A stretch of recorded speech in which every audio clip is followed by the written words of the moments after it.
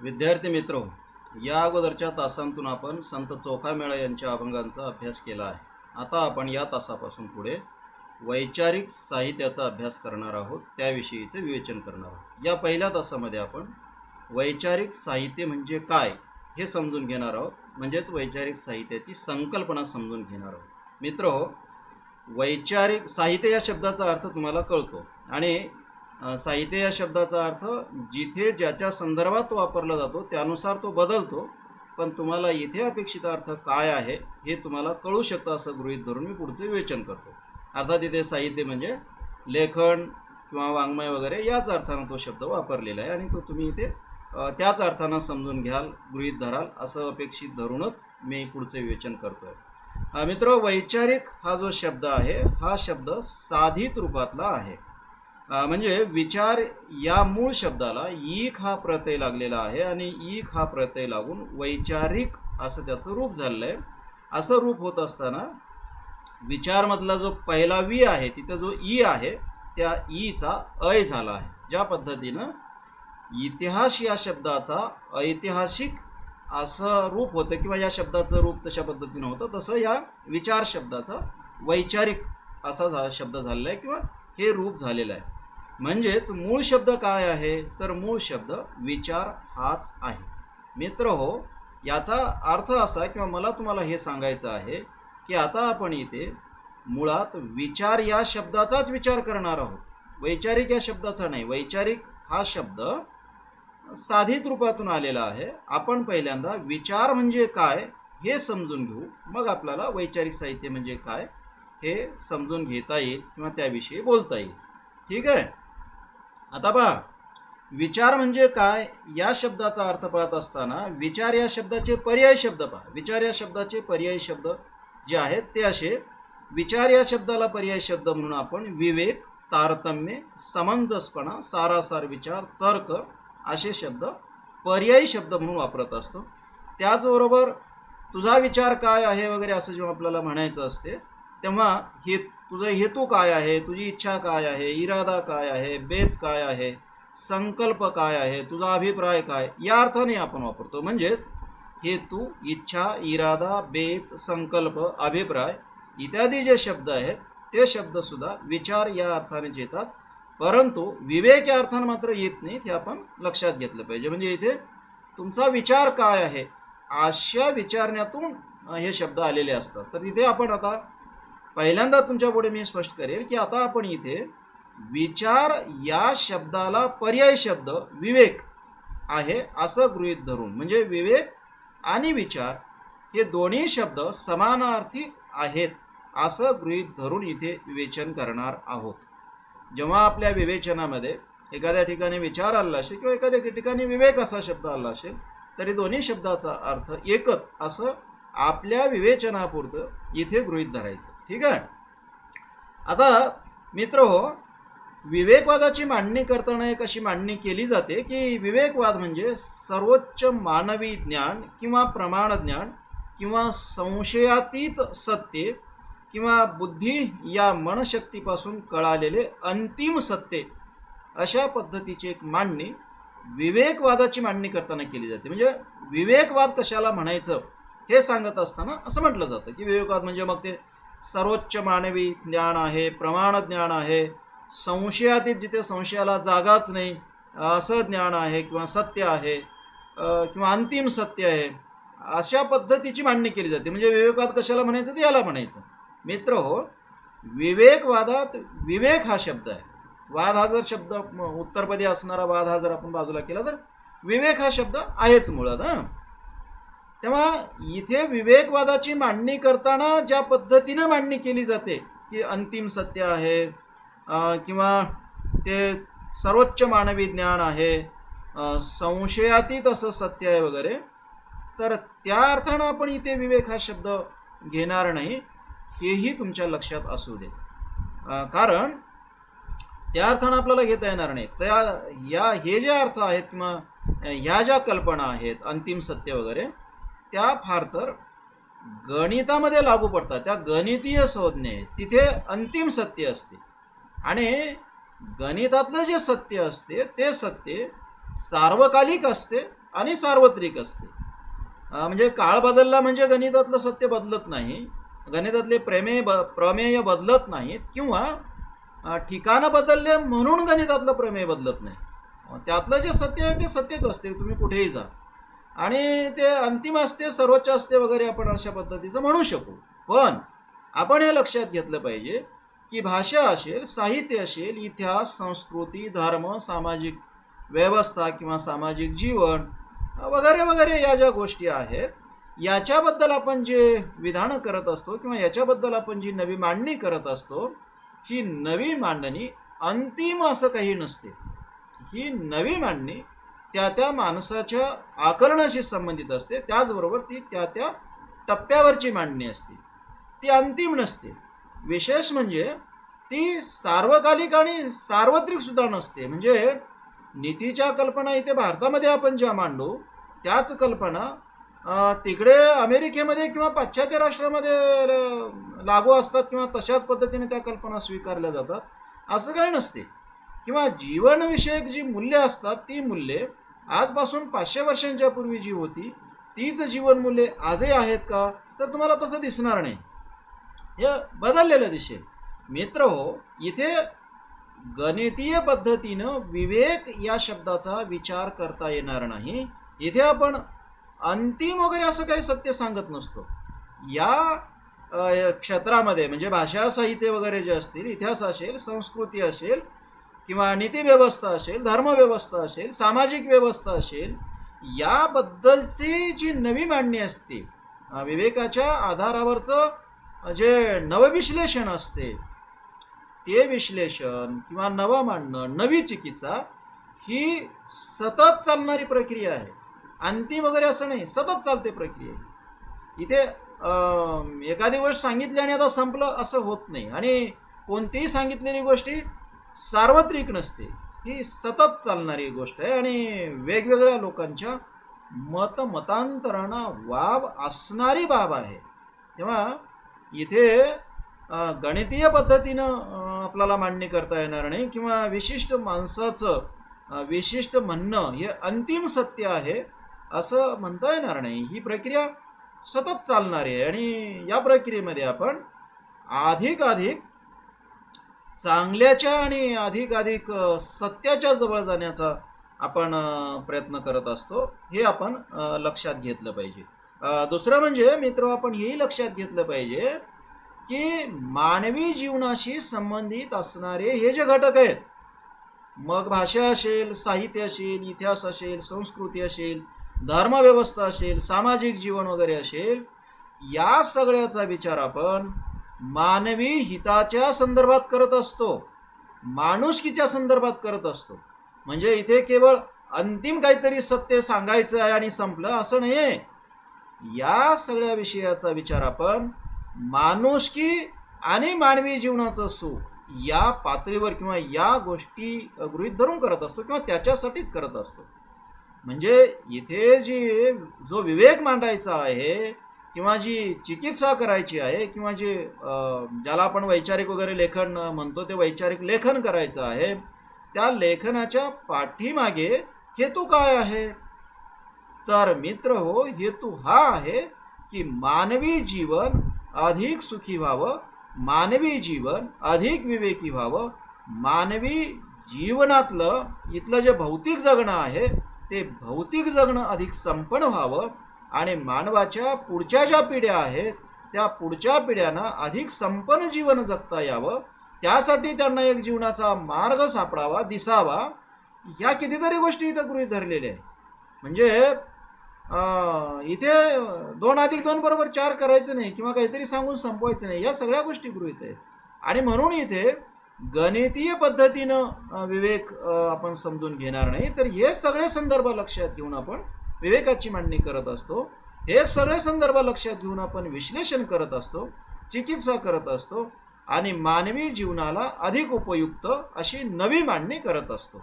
इथे वेगवेगळ्या लोकांना त्यांच्या पद्धतीनं आणि सभोवताल लक्षात घेऊन आणि विकासाचा तो टप्पा लक्षात घेऊन एक मांडणी करण्याचं स्वातंत्र्य आहे किंवा त्यांच्या मांडणीचं इथं स्वागत केलं जातं, हे आपण लक्षात घेतलं पाहिजे. ठीक आहे. आता मित्र, हे सगळं विवेचन ऐकल्याच्या नंतर किंवा हे सगळं समजून घेतल्याच्या नंतर तुमच्यापुढे असा प्रश्न पडू शकतो की माणूस विवेकी असतो म्हणजे नक्की काय असतो, किंवा माणसाला विवेकी व्हायचं आहे म्हणजे माणसानं काय करायचं आहे, किंवा माणसानं विवेकी होण्यासाठी काय करावं, असा एक प्रश्न आपल्या पुढे असू शकतो, तुमच्या माझ्या कोणाच्या पुढे असू शकतो. आणि कोणालाही असं तर म्हणायचं नसतं की मला विवेकी व्हायचं नाही. विवेकी सगळ्यांनाच व्हावंसंच वाटतं, किंवा विवेकी हा शब्द सन्मानदर्शक आहे. अविवेकी हा जो शब्द आहे तो अज्ञानाच्या जवळ जाणारा, आणि अविवेकी अज्ञानी म्हणून घ्यायला कोणाला आवडत नाही. विवेकी म्हणून घ्यायला, शहाणा ज्ञानी वगैरे म्हणून घ्यायला कोणाला आवडतं, तो सन्मानाचा भाग आहे. आणि मानवी मूळ स्वभावाचं असं आहे की माणसाला आत्मसन्मान आवडत असतो. याचाच अर्थ असा की तुमच्या माझ्या कोणाच्या डोक्यामध्ये हा प्रकाश पडू शकतो की विवेकी आहोत म्हणजे आपण नक्की काय आहोत ते आम्हाला सांगा, आणि आम्हाला जर विवेकी व्हायचं असेल तर मग आम्ही काय करावं, किंवा आपल्याला काय करायला पाहिजे, असा प्रश्न आपल्याला पडू शकतो. आता याचा जर आपण खोलवर विचार केला तर आपलं उत्तर काय असू शकतं की आपल्याला विवेकी व्हायचं आहे, आपण काय करायला पाहिजे. आपलं उत्तर काय असू शकतं, आपलं उत्तर असं असू शकतं की विवेकी होण्यासाठी माणसाने एकतर जास्तीत जास्त वाचन करावं, आणि त्याच्या पलीकडे जाऊन आणखी एक असू शकतं ते म्हणजे विवेकी होण्यासाठी माणसाने आपल्या ज्ञानेंद्रियाचा जास्तीत जास्त वापर करावा. कानानं आपण ऐकलेल्यावर विश्वास ठेवावा, आपण पाहिलेल्यावर विश्वास ठेवावा वगैरे, अशा पद्धतीची आपली मांडणी असू शकते. म्हणजे विवेकी होण्यासाठी काय करावं, तर ज्ञानेंद्रियाचा वापर करावा आणि जास्तीत जास्त वाचन करावं. ठीक आहे मित्र, मग आता विवेकी कोणाला आपण म्हणतो, तर ज्याचं जास्त वाचन आहे त्याला आपण विवेकी म्हणतो. आणि जो स्वतःच्या ज्ञानेंद्रियाचा वापर करतो, ज्ञानेंद्रियावर विश्वास ठेवतो, त्याला आपण विवेकी म्हणतो. म्हणजे आपल्या दृष्टीने विवेकी कोण असतो, तर असा माणूस विवेकी असतो.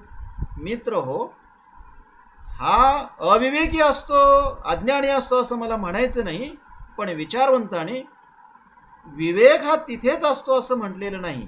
विवेक हा त्या पुढचा भाग आहे अशी एक मांडणी केलेली आहे, तीही आपण लक्षात घ्यायला हवं.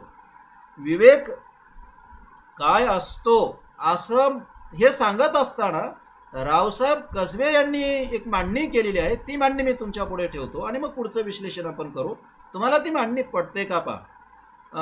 रावसाहेब कसबे सर यांनी असं म्हटलेलं आहे की ज्ञानेंद्रियाच्या साहाय्याने वास्तवाचा जो पृष्ठभाग समजावून घेतला जातो, त्या पृष्ठभागाला भेदून त्याच्या आत दडलेले सारतत्व समजावून घेण्याची क्षमता म्हणजे विवेक होय.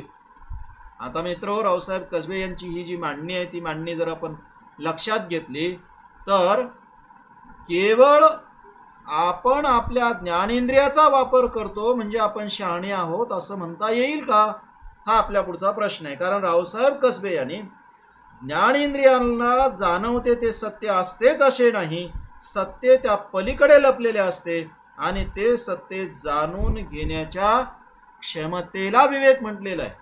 म्हणजे आपण ज्ञानेंद्रियाचा वापर करतो, किंवा आपल्या कानानं ऐकलेलं तेच आपण खरं धरतो, आपल्या डोळ्यांनी पाहिलेलं तेच आपण खरं धरतो वगैरे, म्हणजे आपण विवेकी आहोत का, शहाणे आहोत का. मित्र हो, कसबे सरांच्या या मांडणीतून असं दिसतं की तसं नाही आहे. विवेक ही त्याच्या पुढची पायरी आहे, विवेक हा त्याच्या पुढचा भाग आहे. आता मग आपला प्रश्न असा असू शकतो, तुम्हाला मला कोणाला हा प्रश्न पडू शकतो की आपल्या ज्ञानेंद्रियाचा वापर करणं हे विवेकात कसं काय नसतं, याला कसं काय विवेक म्हणता येणार नाही. उदाहरणार्थ आता आपण साखर गोड असते हे कशाच्या आधारानं जाणवतं आपल्याला, किंवा कशाच्या आधारानं समजून घेतो, ज्ञानेंद्रियांच्या आधारानं समजून घेतो.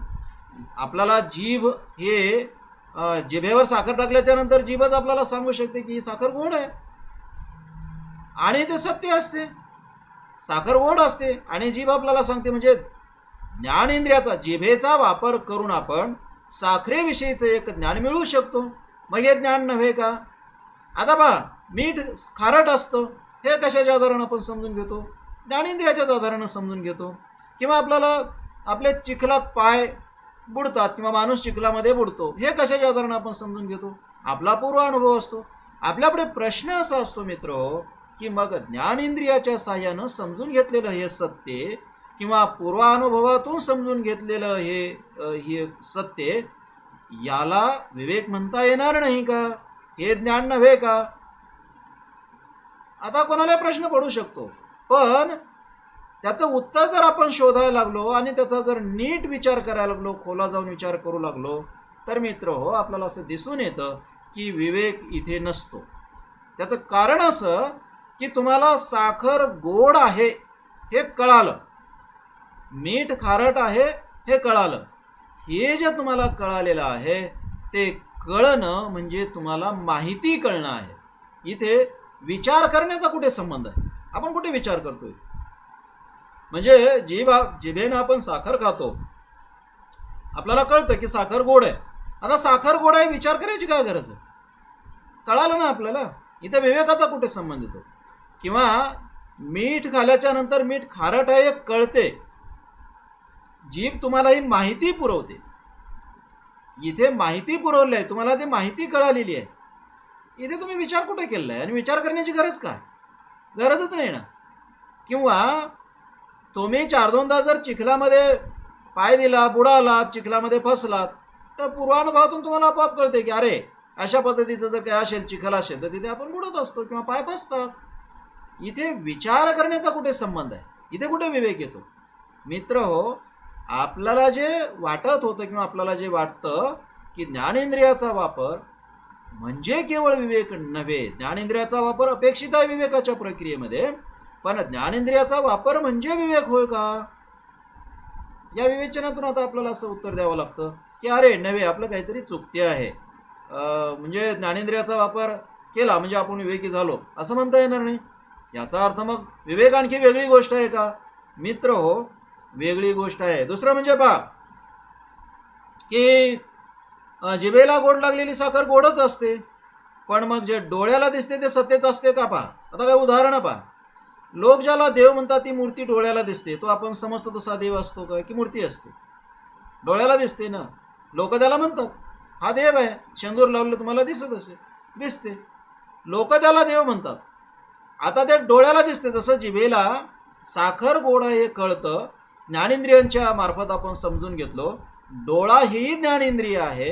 आता डोळ्याला लोक ज्याला देव म्हणतात तो देव दिसतो. प्रश्न आपल्या पुढे असा आहे मित्र, तो देव असतो का? तो दिसतो हे ठीक आहे, पण दिसतो म्हणून तो देव असतो का? का ती केवळ मूर्ती असते? प्रश्न आहे ना आपल्या पुढे. आता हे कशाच्या आधारानं समजून घेणार? डोळ्याच्या आधारानं समजून घेता येईल का की तो देव नाही, ती मूर्तीच आहे? बरं, त्या मूर्तीलाच तर देव देव म्हणतात ते. मग देव असतो की नसतो? डोळ्याला दिसण्याच्या आधाराने समजून घेता येईल. आपल्याला देवाचे सोंग घेतलेले काही माणसं दिसतात, देवाचं सोंग घेतात, चित्रपटात दिसतात किंवा एरवी तुम्हाला दिसतात. आपल्या डोक्यात जी देवाची कल्पना असते त्या कल्पनेतल्या देवाच्या मूर्तीसारखी ही माणसं दिसतात. आपल्यापुढे प्रश्न, डोळ्याला तर दिसतं ते. प्रश्न असा आहे मित्र, मग ही दिसणारी माणसं असतात की देव असतात? ते म्हणाले अगदी हास्यास्पद प्रश्न विचारायला लागले. मित्र, हास्यास्पद प्रश्न नाहीत. म्हणजे याचा प्रभाव आपल्या याच्यावर एवढा असतो की जेव्हा आपल्याकडे सुरुवातीला रामायण महाभारत वगैरे सिरियल सुरू झाल्या, तेव्हा लोक त्या ज्या टी व्हीवर हे सिरियल सुरू व्हायचे त्या टी व्हीवर दिसणाऱ्या रामाची वगैरे पूजा करत होते, टी व्हीची पूजा करत होते. याचा अर्थ या माणसाने देव कोणाला समजलेला आहे? तर देव तर त्या देवाचं सोंग घेतलेल्या माणसालाच आपण समजलोत ना. हे डोळ्याला दिसणार आहे ना. आता डोळ्याला दिसणारी ही जी माणसं आहेत देवाचं सोंग घेणारी, ज्याला आपण देव म्हणतो, राम म्हणतो, समजा सीता म्हणतो, मग हे हा राम आहे का? सीता आहे का? का ती माणसं आहेत? मित्र हो, माझा प्रश्न असा आहे तुम्हाला की हे माणसं आहेत का देव आहेत? याचं उत्तर डोळा देऊ शकतो का? डोळ्याला आपण प्रश्न विचारू शकतो का की बाबा रे सांग आता, हा देव आहे का की नाही, हे माणसं आहेत? डोळा हे उत्तर देत, या प्रश्नाचं उत्तर डोळा देत नाही. मित्र हो, ज्ञानेंद्रियाची मर्यादा आहे हे आपण समजून घेतलं पाहिजे. किंवा रात्रीच्या वेळी डोळ्याला साप वाटतो, डोळ्याला दिसतो, रात्रीच्या अंधारामध्ये साप दिसतो, आपण तो साप समजतो. दोरी असू शकते ना. जो साप दिसतो तो दोरी असू शकते. आता इथे आपल्या ज्ञानेंद्रियावर विश्वास ठेवायचा का नाही, डोळ्यावर विश्वास ठेवायचा का नाही? म्हणजे आपलेच ज्ञानेंद्रिय आपल्यालाच मग खोटी माहिती देत आहेत का? प्रश्न असा आहे की ज्ञानेंद्रियामार्फत जे काही आपण घेतो ती माहिती आहे, विश्लेषण नव्हे. याचाच अर्थ असा विवेक तिथे नाही असे आपण म्हणू शकतो. आपल्याला अनेक माणसं असे भेटतात, अनेक माणसं भेटतात, तुम्हाला भेटतात, मलाही भेटतात. ती माणसं काय म्हणतात की मी माझ्या डोळ्यांनी भूत पाहिलेलं आहे. ठीक आहे, ते आपले ज्ञानेंद्रिय नाही, त्याचे डोळे आहेत. पण मग त्यानं जर म्हणत असेल की मी माझ्या डोळ्यांनी भूत पाहिलेलं आहे, त्याच्या डोळ्यावर आपण विश्वास ठेवायचा का? किंवा आपणही असं म्हणू शकतो एखाद्या वेळेस मला भूत दिसलं. तुम्हाला जे भूत दिसतं ते तुम्ही डोळ्यांनी पाहिलेलं आहे का तुमच्या मनाने पाहिलं आहे? जेव्हा प्रचंड भीती तुमच्या मनात होती आणि भूताची कल्पना तुमच्या डोक्यामध्ये घोळत होती, तुम्ही कुठेतरी स्मशानभूमीतून जाता आहात, तुम्हाला अचानक कळालेलं आहे की आता आज अमावास्या आहे आणि भूत दिसू शकतं. एक विचारचक्र डोक्यामध्ये सुरू झालं आणि एका क्षणी तुम्हाला भास झाला भूत दिसल्याचा आणि तुम्हाला असं वाटायला लागलं की डोळ्याने भूत पाहिलं. तुमच्या डोळ्यांनी पाहिलेलं भूत ही गोष्ट खरी आहे का? मग भ्रम आहे. मग डोळ्यावर आपण विश्वास ठेवायचा का नाही? मी देवाला पाहिलो, देव मला भेटला, देव माझ्या अंगात येतो, असं लोक म्हणत नाहीत का? म्हणतात ना. मग हे देवाला पाहणं, देवाला भेटणं, देव त्यांच्या अंगात येणं, या गोष्टी अनुभवाच्या आहेत का? हा अनुभव असू शकतो का? ह्या गोष्टी खऱ्या आहेत का? संतांच्या अनेक अभंगामध्ये संत देवाला बोलत असल्याचे संदर्भ येतात किंवा संतांना देव भेटल्याचे संदर्भ येतात. हे खरं मानायचं का? मित्र हो, हे विवेचन मला फार खोलात न्यायचं नाही, पण मला तुम्हाला प्रश्न असा विचारायचा आहे की आपल्या ज्ञानेंद्रियाच्या मार्फत आपण जे समजून घेतो त्याला विवेक म्हणता येईल का? का ती केवळ ज्ञानेंद्रियामार्फत आपण माहिती घेत असतो, म्हणजेच ज्ञानेंद्रिये आपल्याला माहिती पुरवणारी साधनं आहेत का? त्यांचं काम तिथपर्यंतच आहे का? या अंगानं आपण विचार करावा याच्यासाठी. पहा, आपल्या नाकाला वास येतो, आपण वास घेतो. नाकाला जो वास आला तो वास जर आपल्या पूर्वपरिचयाचा असेल तर आपण काय करतो? त्या वासाशी संबंधित वस्तू किंवा जे काही पदार्थ असेल, जे काय असेल, त्याचा तो वास आहे एवढं आपण सांगतो. समजा तो नवीन असेल आपल्यासाठी, आपल्याला तो पूर्वपरिचित नसेल, आपण काय करतो? आपण असं म्हणतो की नक्की कशाचं आहे सांगता येत नाही. मित्र, याचा अर्थ काय? याचा अर्थ असा की नाकाची जी क्रिया आहे ती कुठपर्यंत मर्यादित आहे? वास घेण्या इथपर्यंतच आहे. त्या वासाचं विश्लेषण करणे हे त्याचं काम नाही. वास घेणे हे त्याचं लक्षण आहे, ते त्याच्यासाठीच आहे, ते त्याचं काम करते, त्याच्या पुढचं काम ते करत नाही. बरोबर आहे? म्हणजे इथे विवेकाचा संबंध येतो का? नाही ना. इथं कुठे विवेक आहे? ते त्याचं काम करते, ते तेवढी माहिती आपल्यापर्यंत आणून पोहोचवतो. त्याच्या पुढे काय? काहीच नाही ना. कानाला ऐकू येतं, कान ऐकण्यासाठीच आहे. कानाचं ऐकणे हे कानाचं कामच आहे, लक्षण आहे असं आपण म्हणू. कान काही पण ऐकतं ना. कुठलेही ध्वनी त्याच्या पटलावर जे पडतात किंवा पडद्यावर जे पडतात ते तो ऐकतं ना. तो बा कान कीर्तन ऐकते, तुम्ही लावणी ऐकाय गेले लावणी ऐकते, ते गाणे ऐकाय गेले गाणे ऐकते, कोणी कथा सांगत असेल कथा ऐकते, ते भांडणं ऐकते, ते भाषण देणारे एखाद्याचं भाषण देत असेल, कोणी भाषण ऐकाय गेले भाषण ऐकते. कानाला काय? एखाद्याने सांगितलं देव आहे, पटवून दिलं, कान ऐकून घेते. दुसऱ्या तिथून तुम्ही पुढे गेला, दुसऱ्याने सांगितलं देव नाहीच आहे, सगळं थोतांड आहे, त्यानं त्याचं म्हणणं पटवून दिलं, कान ऐकतात. कान ऐकण्याचं काम करतो. कानाला तुम्ही विचारलात की बाबा रे तू दोन्ही ऐकलेलं आहे, आता मला सांग की देव आहे की नाही? कान उत्तर देणार आहे का? कान उत्तर देणार नाही. कानानं त्याचं काम केलं आहे फक्त ऐकण्याचं, उत्तर शोधण्याचं काम कानाचं नाही. मित्र हो, याचा अर्थ काय? याचा अर्थ असा आहे की ज्ञानेंद्रियामार्फत आपण जे जे काही घेतो ते ते म्हणजे विवेक नाही. हे तुम्हाला लक्षात आलंय का? पा हे जर तुमच्या पुढे म्हणजे तुमच्या मनामध्ये स्पष्ट झाला असेल की अरे असं नाही आहे, ज्ञानेंद्रियामार्फत जे मिळवतो ते म्हणजे ज्ञान नव्हे किंवा ते म्हणजे विवेक नव्हे, हे जर तुम्हाला कळालं असेल तर पुढचा आपण विचार करू. मित्र हो, विवेकी होण्याच्या प्रक्रियेमध्ये किंवा विचार करण्याच्या प्रक्रियेमध्ये ही सगळीच ज्ञानेंद्रिय अतिशय महत्त्वाची आहेत. कारण विश्लेषण करताना हेच तुमच्या आधाराला येणार आहेत किंवा हे तुमच्यापर्यंत माहिती आणून पोहोचवणार आहेत, हे ठीक आहे. पण हे थेटपणे तुम्हाला हे सांगू शकणार नाही की याला विवेक म्हणतात, किंवा थेटपणे हे विश्लेषण करून तुम्हाला हे सांगणार नाहीत की याच्यातलं हे सत्य आहे, हे नाही सांगणार. यांचं काम माहिती पुरवणे इथपर्यंतच मर्यादित आहे. तरीही पण माहिती सुद्धा जर तुम्हाला नीट मार्गाने घ्यायची असेल तर तुम्ही तुमच्या ज्ञानेंद्रियावर अधिक विश्वास ठेवा.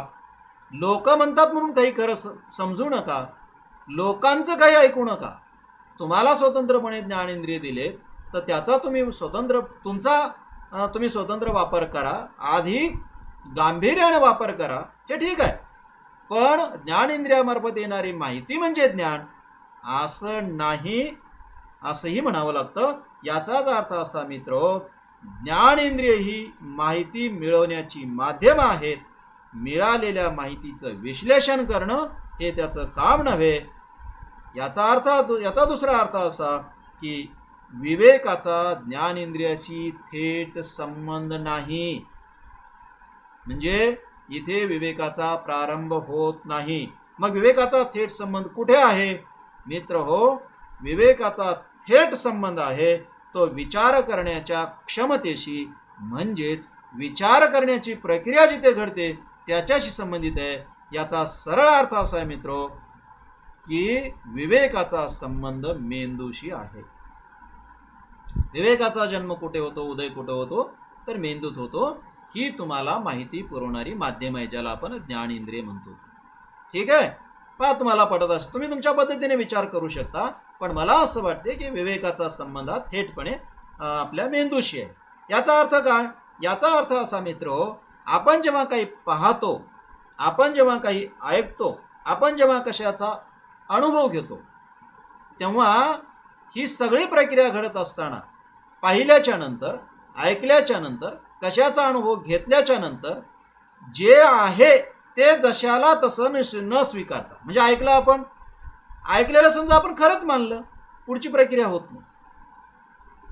आला लक्षात? जे ऐकलं तुम्ही, समजा तुम्हाला कोणीतरी सांगितलं देव असतो, तुम्ही गृहीत धरलात की देव असतोच, भूत असते, तुम्ही गृहीत धरलात भूत असतेच, पुढचा प्रश्न निर्माणच होणार नाही. किंवा तुम्ही काहीतरी पाहिलेलं आहे की लोक देवपूजा करतात, पाहिलं तुम्हाला वाटलं ठीक आहे देवपूजा करता चांगलंच आहे, किंवा तुम्हाला त्याचा प्रश्नच पडला नाही की का पूजा करता, प्रश्नच पडला नाही, तर मग काय प्रश्न आहे. पण जेव्हा तुम्ही काही पाहता, जेव्हा तुम्ही काही ऐकता, जेव्हा तुम्ही काही अनुभव घेता, तेव्हा पाहिलेल्याच्या बद्दल, ऐकलेल्याच्या बद्दल आणि घेतलेल्या अनुभवाच्या बद्दल जेव्हा तुमच्या मनामध्ये असा प्रश्न पडतो की हे असंच का, तेव्हा तिथे विवेकाचा प्रारंभ असतो. हे असंच का? आणि असा जर प्रश्न पडला आणि या प्रश्नाचं उत्तर जर तुम्ही शोधू लागलात तर मात्र विवेकाचा प्रारंभ असतो. म्हणजे तुम्ही उत्तर शोधायला सुरू करा, आणि ते उत्तर शोधताना मग तुमच्या असं लक्षात येईल की आता तुमचे ज्ञानेंद्रिय तुमच्या उपयोगाचे नाही, किंवा तुम्हाला ते विचारल्या प्रश्नाचे उत्तर ते देत नाही. मग आता तुम्हाला थेटपणे तुमच्या मेंदूला ताण द्यावा लागेल. तिथे तुम्ही विचार करायला सुरुवात कराल, माहितीचं विश्लेषण करायला सुरुवात कराल. म्हणजे ज्ञानेंद्रियाच्या मार्फत जी माहिती तुमच्यापर्यंत आलेली आहे ना, त्याचं तुम्ही विश्लेषण करायला सुरुवात कराल, त्याची चिकित्सा करायला सुरुवात कराल. आणि जिथे तुम्ही विश्लेषण, चिकित्सा वगैरे करताना मित्र हो, तिथेच विवेकाचा प्रारंभ आहे, विवेकाचा उदय तिथे. आणि हे विश्लेषण, चिकित्सा तुम्ही कशाच्या आधारानं करता? तुम्ही डोळ्याला प्रश्न विचारत नाही, तुम्ही थेट मेंदूला प्रश्न विचारता, आणि मग तिथे ती प्रक्रिया सुरू होते. म्हणजेच विवेकाचा प्रारंभ तिथे आहे. मित्र हो, आता एक गोष्ट स्पष्ट आहे की विवेकाचा प्रारंभ प्रश्नात असतो, उत्तरात नाही. प्रारंभ हा प्रश्नात असतो.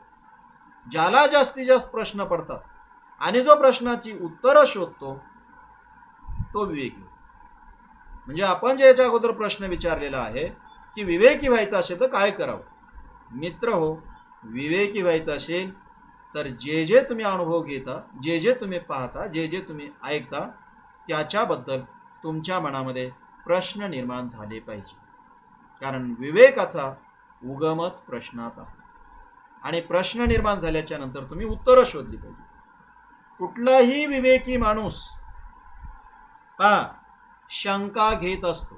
तुम्ही म्हणाल माणसानं शंकेखोर असावं का? नाही, वाईट अर्थानं शंकेखोर असावं असं माझं म्हणणं नाही, पण चांगल्या अर्थानं माणसाने शंका घ्यायला शिकलं पाहिजे. तुमच्या मनात काही शंकाच नाही आहे, प्रश्नच नाही आहे, तर तुम्ही कोणी जे सांगाल ते ऐकून घ्यायला नाही, तिथेच तुमचं संपलं, पुढची प्रक्रिया सुरूच होणार नाही. कुठलाही विवेकी माणूस सांगितलेलं ऐकून घेत नाही. ऐकल्याच्या नंतर तो हे असंच का असं प्रश्न विचारतो. मित्र हो, जिथं असे प्रश्न विचारले जातात तिथेच विवेकाची सुरुवात असते. विवेक जो असतो तो तिथे असतो आणि तुम्हाला तिथे प्रश्न उपस्थित करावेच लागतात आणि त्या प्रश्नाची उत्तरं तुम्हाला शोधावी लागतात. प्रश्नांची उत्तरं जशी तुम्ही शोधाल तिथे तुम्हाला मेंदू वापरावाच लागतो आणि मग तिथे तुम्ही तुमचा विवेक वापरत असता. विवेकी होण्याची प्रक्रिया काय असते? ही प्रक्रिया कशी घडते, कशी घडू शकते, या अंगानं जर आपण विचार केलो तर आपल्याला काय दिसतं? पहा, विवेकी होण्याची प्रक्रिया कशी घडते हा प्रश्न आपल्या पुढचा आहे. त्या अंगानं आपण विवेचन करू किंवा त्या अंगानं जर आपण विचार करू लागलो तर काय घडते? मित्र हो, हा प्रश्न विचारत असताना आणि त्या दृष्टीने विचार करत असताना एक गोष्ट नक्की आहे, ती म्हणजे आपण विवेकी होण्याच्या पूर्वीची एक प्रक्रिया, पूर्वीची एक माणसाची अवस्था गृहीत धरलेली आहे. म्हणजे आपण आपल्या स्वतःच्याबद्दल जरी विचार करत असू, समजा मी माझ्याबद्दल विचार करतो की मला विवेकी व्हायचं आहे, याचा अर्थ मी गृहीत काय धरलेलं आहे? मी विवेकी नाही. म्हणजे हे गृहीत धरूनच आपल्याला विचार करावा लागेल ना. आता अर्थात कोणाला असं आवडणार नाही की मी अज्ञानी आहे, मी अविवेकी आहे असं म्हणायला. आपल्याला तर असं वाटतं आपण सगळे शहाणेच आहोत आणि मुळातच शहाणे, जन्मतच शहाणे आहोत असंच आपल्याला वाटतं. पण जर आपण खरंच विवेकाची प्रक्रिया कशी घडते असा विचार करणार असू आणि ज्याच्याबद्दल ती करणार असू, आपल्याबद्दल सुद्धा जर करणार असू, तर मित्र हो, त्या प्रक्रियेचा विचार करण्याच्या पूर्वी आपण अविवेकी असणं गृहीत धरलेलं आहे हे लक्षात. आता हे जर गृहीत धरलेलं आहे तर याचा दुसरा अर्थ असा, जे अविवेकी असणं आपण गृहीत धरलेलं आहे तर याचा दुसरा अर्थ असा मित्र हो, की जे असे आहेत त्यांच्यासाठीचे विवेचन. म्हणजे मुळातच ज्यांना आपण विवेकी वगैरे म्हणतो, ज्यांना ज्ञानी माणसं वगैरे म्हणतो, त्याच्याबद्दल ही प्रक्रिया घडण्याचं आणि त्याच्याबद्दलचे विवेचन नाहीच आहे. ज्यांना विवेकी व्हायचं आहे अशाबद्दलचे विवेचन, म्हणजे जे मुळातच विवेकी आहे त्याच्याबद्दलचे विवेचन नाही. मग ही प्रक्रिया कशी घडू शकते? आपण विवेकी कसं होऊ शकतो? आपण विचार कसा करू शकतो? पहा, आपल्याला लोक सांगतात, काय सांगतात? की आम्ही असं असं ऐकलेलं आहे. ते सांगतात आम्ही असं ऐकलेलं आहे. आपण स्वतः तसं ऐकण्याच्या पूर्वी त्या माणसाने जे म्हटले त्याच्यावर विश्वास ठेवतो. याचा अर्थ आपण काय करतो? आपण आपले कान सुद्धा वापरत नाही. त्यांनी लोकांचं ऐकलेलं आहे आणि त्यांनी आपल्याला सांगितलंय हा मधला माणूस आहे आणि आपण त्याच्या म्हणण्यावर विश्वास ठेवतो. म्हणजे आपल्या कानानं सुद्धा न ऐकता जर विश्वास ठेवतो आपण, विचित्र आहे ना मित्र. पहिल्या पातळीवर निदान आपण आपल्या कानानं तरी ऐकायला शिकलं पाहिजे. विवेकी होण्याच्या प्रक्रियेचा प्रारंभच आहे की पहिल्यांदा तुम्ही तुमचे ज्ञानेंद्रिय तरी वापरायला शिका. कारण तेही वापरत नसाल, म्हणजे माहितीच तुम्ही गैरमार्गाने जर मिळवलेली असेल तर पुढचं विश्लेषण आणि चिकित्सा काय करणार आहात तुम्ही? तेव्हा प्रारंभीच्या पातळीवर निदान आपण जी माहिती मिळवतो ती माहिती तरी योग्य मार्गाने मिळवली पाहिजे. लोक आपल्याला सांगत असतात, काही सांगतात आणि आपण काय करतो? आपण त्यांच्यावर विश्वास ठेवतो. लोक आपल्याला सांगतात की देव आहे, आपण विश्वास ठेवतो. मित्र हो, आता माझं जे कोणी हे ऐकत आहेत त्या सगळ्यांना माझा प्रश्न आहे, माझ्या सगळं प्रश्न आहे, मलाही तो प्रश्न पडतो की या पृथ्वीच्या पाठीवर देव पाहिलेला माणूस कोणी आहे का? देव कोणी पाहिलंय का? प्रत्यक्ष पाहिलंय कोणी? पण लोक म्हणतात देव असतो, आणि काही माणसं थेट सांगतात देव पाहिलंय. बुवा बापू वगैरे सांगतात ना आजही देव पाहिलेलं आहे. अनेक बुवा बापू तर आपण देवाचे दलाल आहोत असं सांगतात, देव मला बोलतो आणि देवाच्या मार्फत मी तुम्हाला सांगतो असं सांगतात. आता आपण जर त्याच्यावर विश्वास ठेवत असू तर मित्र हो, आपण आपल्या डोळ्याचा वापर कुठे करतो? मग आपण निदान एवढा तरी प्रश्न विचारायला नको का स्वतःला? आणि जर समोर तो माणूस असेल तर त्याला विचारायला पाहिजे की देव तू पाहिला तर मलाही दाखव. निदान तुम्ही तर आपण तरी आपल्याला स्वतःला प्रश्न विचारला पाहिजे की लोक म्हणतात पण आपण खात्री करून घेऊ, देव आपल्या डोळ्याने पाहू. आपण डोळ्याने न पाहता देव आहे असं गृहीत धरतो. म्हणजे आज लाखो माणसं, कोट्यवधी माणसं देव आहे असं म्हणणारी आहे, न पाहता आहे असं म्हणतात. त्यांनी पाहिलेलं नाही. कारण देवाच्या अस्तित्वाविषयीच मुळात प्रश्न आहे, देव आहे का नाही त्याच्याविषयीच. आता इथे देव आहे म्हणणारी माणसं त्यांच्यावर अडून बसतात, नाही म्हणणारी माणसं त्यांच्या पद्धतीनं सांगतात. आपल्याला इथे देव आहे का नाही याचा वाद नाही घालायचा. खरं तर जे देव आहे म्हणतात त्यांनी कसं आहे हे दाखवणं त्यांचं काम आहे, नाही म्हणणाऱ्याची जबाबदारी नाही. कारण तो नाहीच म्हणतो मुळात. आता नाहीच म्हणतो ते त्याचं कुठं काम आहे दाखवणं? जे आहे म्हणतात त्यांची जबाबदारी आहे की देव आहे हे सिद्ध करून दाखवणं, किंवा देव प्रत्यक्ष दुसऱ्यांच्या डोळ्याला दाखवणं. पण ते दाखवत नाही, वाद मात्र घालतात. आता आपल्यालाही ते वाद नाही घालायचं. पण साधा प्रश्न माझा हा आहे की आपण आपल्या डोळ्यांनी पाहिल्याच्या नंतर या म्हणण्यावर विश्वास ठेवतो का? आपण काय करतो? लोक म्हणतात म्हणून आपण विश्वास ठेवतो की देव आहे. आपण कुठं डोळ्याने पाहिलं? लोक आपल्याला सांगतात भूत आहे, आपण पाहिलंय का? अरे जी गोष्ट अस्तित्वातच नाही ती गोष्ट आहे असं आपण गृहीत कशी धरलेली आहे, त्याच्यावर विश्वास कसा ठेवलेला आहे? पण आपण विश्वास ठेवतो. याचा अर्थ असा की आपण जी माहिती घेतो ती सुद्धा नीटपणे आपल्या ज्ञानेंद्रियाच्या मार्फत घेत नाही. मित्र हो, पहिली पायरी ही आहे विवेकी होण्याची की निदान आपण जी माहिती घेतो आहोत ती तरी नीट घ्या. आपल्या ज्ञानेंद्रियाचा आपण वापर करा, स्वतःच्या डोळ्यांनी पहा. लोक काय करतात? त्यांच्या सोयीचा विचार आपल्याला सांगतात. आपण काय करतो?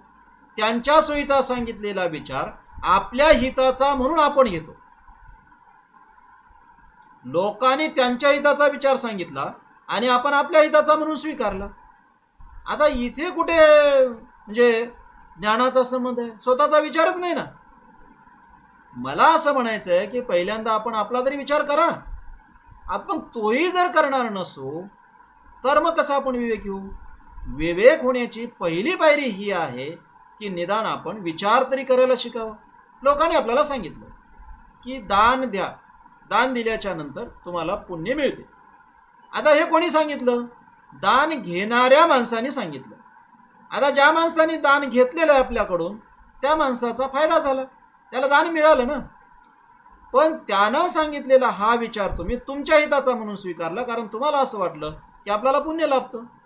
खरंच पुण्य लाभतं म्हणजे नक्की काय होतं, खरंच आपला लाभ काय याचा विचार आपण केलेला आहे का? मित्र हो, लोक त्यांच्या हिताचा विचार सांगतात आणि तो विचार जर आपण आपल्या हिताचा म्हणून स्वीकारत असू तर मग आता आपण विवेकी होणार कसे? निदान आपण लोक हजार काहीही सांगोत त्या गोष्टीमध्ये आपलं हित नक्की काय आहे याचा तरी विचार करायला शिकलंच पाहिजे. इथे खऱ्या अर्थानं विवेकी होण्याच्या पायरीतली पहिली पायरी. तुम्ही जर तोही विचार करणार नसाल तर मग प्रश्नच नाही ना विवेकी होण्याची. विवेकी होण्याची प्रक्रिया पुढे कशी काय जाईल? विवेकी होण्याची प्रक्रिया पुढे जाण्यासाठी निदान तुम्ही ही प्रारंभिक जी अट आहे ती अट तुम्हाला पार करावी लागेल ना. याचाच अर्थ असा मित्र हो, विवेकी होण्याच्या प्रक्रियेमध्ये 2 टप्पे आहेत, 2 अटी आहेत. पूर्वाट अशी आहे की विवेकी होण्यासाठी माणसाने स्वतःच्या ज्ञानेंद्रियाचा उपयोग केलाच पाहिजे. ही विवेकी होण्याची पूर्व अट आहे. पटते का पा की जर विवेकी व्हायचं असेल तर आपल्याला आपल्या ज्ञानेंद्रियाचा वापर केला पाहिजे. ही पूर्वाट आहे. लोक सांगतात म्हणून विश्वास ठेवू नका. डोळ्याने पहा, कानाने ऐका, स्वतः अनुभव घ्या. निदान एवढं तरी करा. जे जे जे जे पूर्वाट पूर्ण करतील त्यांना मग त्याच्यानंतरची जी अट आहे ती अट अशी आहे मित्र, ज्ञानेंद्रियामार्फत मिळालेल्या माहितीचे आपल्या मेंदूचा नीट वापर करून विश्लेषण करणं ही दुसरी अट आहे. जी माहिती ज्ञानेंद्रियाच्या मार्फत मिळते ती माहिती तुम्ही मिळवा आणि त्याच्यानंतर त्याचं विश्लेषण करा. लोक म्हणतात देव आहे, आता मेंदूचा वापर करा आणि मेंदूचा वापर करून आता विश्लेषणाला सुरुवात करा की देव आहे म्हणजे नक्की काय आहे, देव असतो का. लोक असं सांगतात की देव असतोच. आपल्याला ते पटते, कारण लोक काय म्हणतात की हे संबंध सृष्टी मग कशी चालते. संबंध सृष्टीचा निर्माता कोण आहे, कोण निर्माण केली मग संबंध सृष्टी. ही सृष्टी जर कोणीतरी निर्माण केलेली आहे तर मग निर्माण करणारा कोणीतरी आहे. आपल्याला वाटतं अरे वा खरंच आहे, आपोआप कशी काय क्रिया घडेल. ही सृष्टी निर्माण करणारा कोणीतरी असेल, कसं काय आपोआप सृष्टी निर्माण होईल. आणि या सृष्टीमध्ये जे काही चक्र सुरू आहे सातत्यानं ते चालवणारा कोणीतरी असला पाहिजे. उगीच्या उगीच कसं काय होईल. तुम्ही काय गृहीत धरलेलं आहे, तुम्ही गृहीत असं धरलेलं आहे की निर्माण करणारा कोणीतरी असतो, त्याच्याशिवाय निर्माणच होत नाही. कुठलीही वस्तू निर्माण केल्याशिवाय निर्माण होत नाही, म्हणजेच निर्माण करणारा कोणीतरी आहे. तुम्ही प्रश्न असा विचारा ना मग की मग देवाला कोणी निर्माण केलं. लोक सांगतात नाही देवाला कशाला निर्माण करावं लागतं, देव आपोआप निर्माण होतो. मग देव जर आपोआप निर्माण होत असेल तर त्याच न्यायानं सृष्टी आपोआप का निर्माण होणार नाही. देवाला कोण चालवतो, लोक सांगतात देव आपोआप चालतो, त्याला कशाला चालवावं लागतं. त्याच न्यायानं सृष्टी आपोआप त्यांच्या नियमानं का चालणार नाही, चालू शकेल ना. मित्र हो, माझं हे म्हणणं तुम्ही अंतिम वगैरे मानण्याच्या भानगडीत पडू नका, पण कुठल्याही गोष्टीचा स्वतंत्रपणे असा विचार करा. माझं म्हणणं खरं का खोटं हा भाग वेगळा, पण माझ्या म्हणण्यात दम नाही का की जर समजा कुठलीही वस्तू निर्माण केल्याशिवाय निर्माण होत नाही तर मग देव आपोआप कसा काय निर्माण होईल. त्यालाही कोणीतरी निर्माण करणार आहे, मग त्याला निर्माण करणारा कोण, कोणीतरी असेल ना. ते सांगत नाही. तेव्हा मित्र हो, ज्ञानेंद्रियाच्या मार्फत जे जे तुम्हाला मिळतं त्याचं इंद्रियाच्या मेंदूच्या मार्फत मेंदूचं सहाय्य घेऊन नीट विश्लेषण करा. मेंदू वापरा. मेंदू वापरल्याशिवाय शक्य नाही. विवेकी होण्याच्या प्रक्रियेमध्ये मेंदूचा वापर ही अपरिहार्य गोष्ट. जर आपण मेंदूचा वापर करत नसू, लोक म्हणतात त्या पद्धतीनं आपण जर वागत असू, लोक म्हणतात तेच खरं आहे असं जर आपण गृहीत धरत असू, तर मित्र हो, आपण विवेकी होण्याचा संबंधच येत नाही.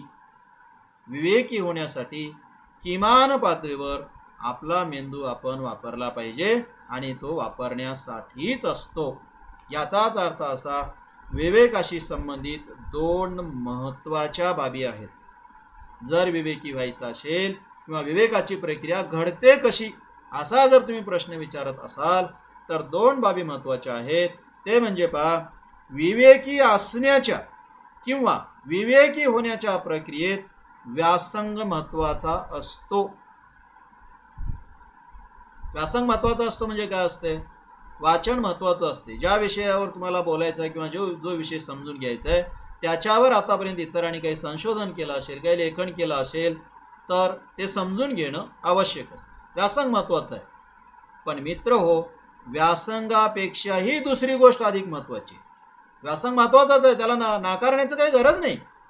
पण मग आपण असं म्हणू शकू का की शिकलेलीच माणसं फक्त शहाणी असतात, न शिकलेली माणसं शहाणी नसतात किंवा विवेकी नसतात, असं म्हणू शकू आपण?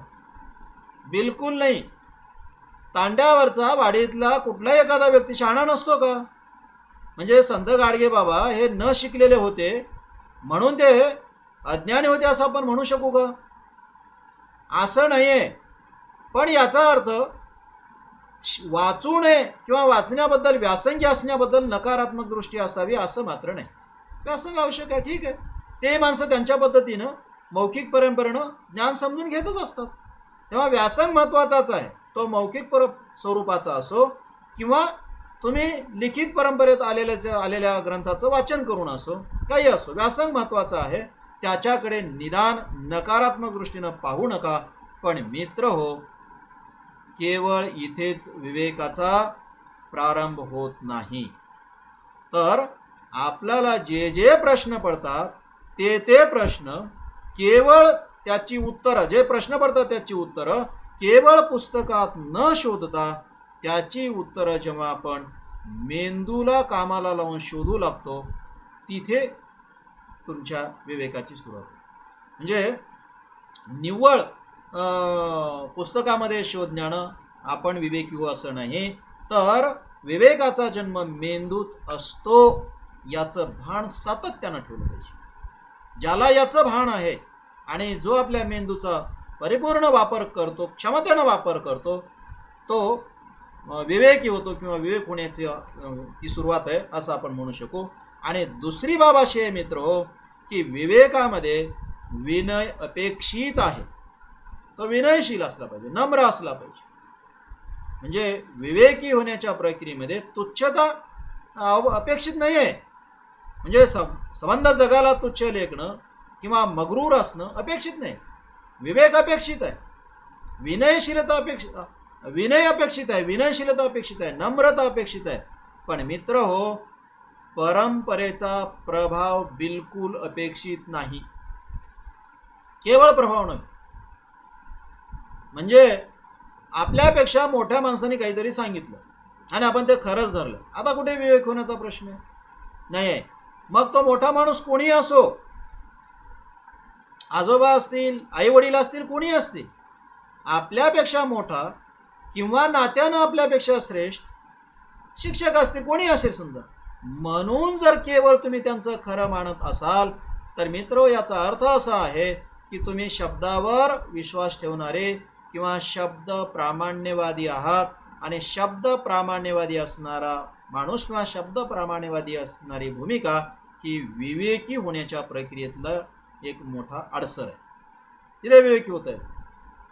तुम्हाला नम्रता असण्यातला फरक आणि नम्रता असूनही नव्यानं जे त्याचा प्रभाव न करणं आणि सत्याच्या जवळ, वस्तुस्थितीच्या जवळ जाण्यासाठी आपण स्वतःहून विचार करणं, ही प्रक्रिया स्वीकारावंच लागेल. केवळ नम्रता आणि म्हणाल ते खरं म्हणायला लागला तुम्ही, शिक्षक आहे तुम्हाला सांगाल ते खरं म्हणायला लागला तुम्ही, तर मग आता विवेकाची प्रक्रिया सुरू होते. म्हणजे गुरु करण्याची जी पद्धती आहे ती जर आपण पाहिली की ते जे सांगतात की मी जे सांगतो तेच खरं आणि माझंच अंतिम आहे आणि शिष्य विश्वास ठेवतात, इथे विवेक होण्याची प्रक्रिया सुरू नाही. हे ठीक आहे, त्यांना कोणाचं भलं व्हायचं ते होईल, पण जर विवेकी व्हायचं असेल तर कोणीही सांगो, तुम्ही शंका घ्यायला शिकणे आणि नव्यानं तुम्ही तुमचा शोध घेणे, तुम्ही त्याची चिकित्सा करणे अपेक्षितच आहे. आणि या प्रक्रियेमध्ये कुठेही वडीलधाऱ्या माणसाचे किंवा तुम्ही ज्यांना शिक्षक वगैरे म्हणता त्याचा अनादर होत नाही. तुम्ही सत्याचा शोध घेतात, अधिकाधिक वस्तुनिष्ठ असणारं वास्तव समजून घेत आहात, तिथे अनादराचा प्रश्नच नाही. त्याच्या मला फार खोला जायचं नाही, पण इथे अनादर होत नाही. पुढच्या विवेचनामध्ये ते आपोआप येणारच आहे. ठीक आहे, तेव्हा या दोन गोष्टी अपेक्षितच आहे. आता निष्कर्ष जर आपल्याला सांगायचा असेल तर काय सांगता येईल आपल्याला मित्र? हे नक्की आहे की विवेकाच्या प्रक्रियेत स्वतःच्या मेंदूचा क्षमतेने वापर करणे ही बाब महत्त्वाचीच आहे, न टाळता येणारी आहे. ज्याला आपल्या मेंदूचा वापर क्षमतेनं करावयाचाच नाही, तो या विवेकाच्या मार्गावरचा प्रवासी होऊ शकत नाही. आणि जो आपल्या मेंदूचा वापर क्षमतेनं करतो तो विवेकी झाल्याशिवाय राहतो. तो त्याच्या पद्धतीनं प्रश्नांची उत्तरं शोधेल. ठीक आहे. मेंदू हा आपल्या एकूण शरीरातला अतिशय महत्त्वाचा भाग आहे आणि तो निसर्गानं प्रत्येकाला स्वतंत्रपणे दिलेला आहे. एकाच माणसाला मेंदू दिला आणि लोकांना सांगितलं की आता त्याला मेंदू आहे, तुम्ही त्याला विचारायचा तो विचार करेल असं सांगितलेलं नाही. स्वतंत्रपणे प्रत्येकाला मेंदू दिलेला आहे आणि निसर्गाची अपेक्षाच अशी असावी, हेतूच असा असावा की प्रत्येकानं स्वतःच्या प्रश्नाची उत्तरं स्वतः शोधावीत आणि स्वतंत्रपणे काही विचार करावा, अशी निसर्गाची भूमिका असावी, त्यांचा हेतू असावा. त्यासाठी ते दिलेलं आहे. मित्रहो, निसर्गाच्या हेतूशी समांतर वागणं ही आपली जबाबदारी नाही का? वागलं पाहिजे ना. शरीरामध्ये तो सगळ्यात महत्त्वाचा भाग आहे. असं म्हटलं जातं, जे शरीरशास्त्राचे अभ्यासक आहेत ते असं सांगतात की आपल्या मेंदूचं वजन आपल्या शरीराच्या एकूण वजनाच्या केवळ 2% असते. जे तुमच्या शरीराचं एकूण जे वजन आहे त्या वजनाच्या तुलनेत जर मेंदूचं वजन केलं तर ते वजन केवळ 2% आहे. पण आपण जे एकूण ऑक्सिजन वापरत असतो त्यापैकी 25% ऑक्सिजन केवळ मेंदू वापरत असतो. म्हणजे मेंदू किती महत्त्वाचा अवयव आहे किंवा निसर्गानं किती महत्त्वाचं एक घटक आपल्याला दिलेला आहे याची आपण जाणीव ठेवायला नको का? ते मेंदू वापरला पाहिजे. तिथेच विवेकाची प्रक्रिया सुरू होते. कर्मवीर भाऊराव पाटील जेव्हा त्यांच्या विद्यार्थ्यांच्या पुढे भाषण करत, त्या भाषणामध्ये त्यांनी एक असं म्हटलंय, त्यांची कल्पना किती सुंदर आहे पा. त्यांनी असं म्हटलेलं आहे, विद्यार्थ्यांना असं ते म्हणायचे की बाबा रे, डोकं जे तुम्हाला दिलेलं आहे ते केवळ त्याच्यावर केस वाढवण्यासाठी नाही आहे. म्हणजे डोकं दिलं कशासाठी दिलं? त्याच्यावर केस वाढवा आणि मग छानपैकी केसाला आकार देत राहा, याच्यासाठी नाही आहे. कशासाठी आहे ते डोकं? बाबा रे, त्या केसाच्या खाली एक मेंदू लपलेला आहे, त्याचा वापर तुम्ही करा, ते महत्त्वाचं आहे. आणि ते सुरक्षित राहावं म्हणून तुम्हाला वर डोक्याची कवटी दिलेली आहे. तुम्ही वापर कशाचा करायचा आहे? ठीक आहे, वरल्या केसाचं काय करायचं ते करा, पण आतल्या मेंदूचा वापर करा, असं ते सांगायचे. त्यांचं विधान असं होतं, ते असं म्हणायचे विद्यार्थ्यांना की बाबा रे, विद्यार्थ्यांनी केवळ डोक्यावरचे केस वाढवू नयेत, तर डोक्यातले विचारही वाढवावेत. कर्मवीर भाऊराव पाटील यांचं हे विधान आहे. इथे हे मी याच्यासाठी सांगतो मित्र की हे खूप महत्त्वाचं आहे की आपण त्याचा म्हणजे मेंदूचा वापर केला पाहिजे. माणसाला जो मेंदू दिलाय डोक्यामध्ये ते रिकामी जागा भरून काढण्यासाठी नाही. तेवढी जागा रिकामी होती, ती पोकळी होती, ठीक आहे, आता ते रिकामी कशाला ठेवायची, चला काहीतरी इथं बसून टाकू, याच्यासाठी नाही आहे ते. तो माणसाच्या संबंध जीवनाशी संबंधित सगळ्यात महत्त्वाचा घटक आहे की त्यानं जीवनामध्ये जगावं कसं, कसं जगता येईल त्याला, तो कसा विचार करेल, चांगलं कसा जगेल, तो अधिक विकसित कसा येईल, अशा कितीतरी गोष्टी गृहीत धरून निसर्गानं तो दिलेला आहे. ठीक आहे, त्याचा अधिक क्षमतेनं वापर केला पाहिजे. त्याचा वापर आपण एकदा करायला शिकलो की आपण विवेकी होतो, हे लक्षात घ्या. पण आता आपण कसा विचार करू शकतो आणि विवेकी कसं होऊ शकतो, काय ही प्रक्रिया कसं होऊ शकते, काय होऊ शकतं? पण आता समजा पाहणे, ऐकणे किंवा वाचणे वगैरे ही प्रक्रिया आहे, तर त्याला अपेक्षित आपण प्रतिक्रिया कशी देतो, त्याचा विचार कसा करतो? पण समजा लोकांनी सांगितलं किंवा आपण पाहतो, समजा पाण्याची एक क्रिया आहे की लोक गंगेत हाडं टाकतात, म्हणजे पाण्यामध्ये हाडं टाकताना आपण पाहिलं, नदीमध्ये लोक हाडं टाकतात. ही पाहिलेली एक कृती आहे, म्हणजे आपल्याला दिसतं, ती घटना आहे, आपण पाहतो. आता पाहून झालं, ठीक आहे, आता मेंदूचा इथं वापर सुरू होतो. आपण असा विचार केला पाहिजे की ते तसे का करतात, त्याचं ते वर्तन त्यांच्या हिताचं आहे का, ते योग्य आहे का की अयोग्य आहे, अशा पद्धतीची चिकित्सा आपण केली पाहिजे. मग तुमच्या लक्षात येऊ लागेल एक एक गोष्ट की ते हाडं टाकतात गंगेमध्ये, का टाकतात? अज्ञान आहे, परंपरेचा प्रभाव आहे, किंवा लोकांनी हे अज्ञानच लोक जपावेत याच्यासाठी काहीतरी कटकारस्थानं केलेली आहेत. म्हणजे लोक सांगतात ना, तुमच्या आईवडिलांची हाडं गंगेत टाका किंवा काशीला आणून टाका, का? तुमचे आईवडील स्वर्गात जातात. आता तुम्ही प्रश्न विचारा ना, चिकित्सा करायला सुरू करा ना तुम्ही, की स्वर्ग असते का मुळात? पृथ्वी जर फिरते, पृथ्वीला वर आणि खाली काहीच नाही, तर मग वर स्वर्ग कुठे? आणि वर स्वर्गामध्ये कसे काय म्हणजे आपले आई वडील इथं हाडं टाकल्यानं वर स्वर्गात कसे काय जातील? मग हे का टिकून आहे? लोक आजही एवढ्या वर्षाच्या नंतर असं का करतात? मग तुमच्या असं लक्षात येईल की त्या काशीसारख्या ठिकाणी हजारो लोक असे आहेत की तुमच्या ह्या अज्ञानावरच ते जगत असतात. म्हणजे त्यांचा जो व्यवसाय चालतो त्या व्यवसायाचं भांडवल हे तुमचं अज्ञान आहे. हे तुम्हाला तुमच्या विश्लेषणातून कळेल. हे पुस्तकातून कदाचित कळणार नाही, पण तुम्हाला कळेल हे की अरे असं का होतं, कळेल ना. म्हणजे तुम्ही विश्लेषण करायला शिका. तुम्ही समजा लोकांनी तुम्हाला सांगितलं की देव आहे, लोक म्हणतात, तुम्ही विचार करा ना, ते म्हणतात तसं खरंच देव आहे का, असेल का? मग आता विचार करायचा, तुम्हाला कळेल. आता देवाचं रूप आहे, देव खूप कृपाळू आहे, देव खूप दयावान आहे वगैरे वगैरे खूप सांगतात. मग समाजामध्ये एवढे माणसं दुःखी आहेत, गोरगरीब माणसं दुःखी आहेत, देव त्यांचं दुःख दूर का करत नाही? एवढा निष्ठूर का आहे देव? कारण दुःखी माणसं गरीबच जास्त आहे, वेदना त्यांना होतात, त्यांच्यावर जास्त अत्याचार होतात. इथं कुठेच देव धावून येत नाही.